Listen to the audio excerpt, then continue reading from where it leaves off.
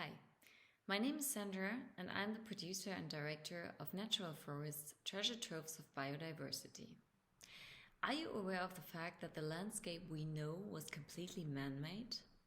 In Germany, there's actually no patch of earth left that has not been influenced by us, human beings. I didn't know that before I started working on this movie. To me, a forest always looked the same. Trees in a row, no branches or dead logs lying around, everything in order. That was nature for me. My picture was completely wrong. I never thought about the fact there's no such thing as primeval forests or untouched wilderness in Germany anymore.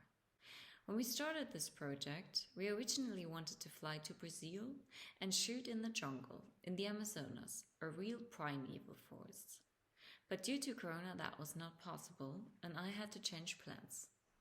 That was the moment in my life that I wondered, for the first time, if there are still virgin forests in Europe. I started researching and I found out the sad answer. They are very rare.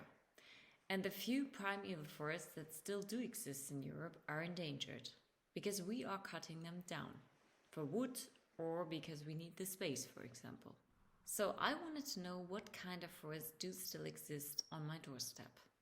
And fortunately, we found some great places, like the old beech forest in Thüringen, a World Heritage Site, or the island of Film near Rügen. This is a small island in the northern part in Germany, located in the Baltic Sea. Here, humans have not interfered with nature since a very long time.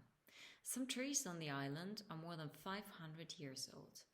And the reason for this, or actually one reason, is quite funny.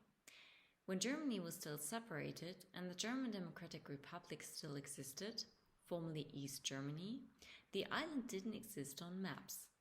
Because it was a vacation island of the GDR ministers and only very few people were allowed to travel here. This is still the case by today. The island is under strict protection of nature. And only very few tourists are allowed to come here and visit the island day by day. And they can only walk on marked paths. So therefore, the nature here could develop freely since a few decades. Dead trees are a habitat for endangered species and plants. I didn't understand how important and worth protecting this is until I stood there, next to a big old oak tree. At that moment I was sure. If we can give others the opportunity to travel here, at least virtually, they will understand why this nature is worth protecting. And that is a great advantage of VR and 360-degree experience. That people can travel to places that are inaccessible to them or that may disappear soon. That was the reason why we did this movie.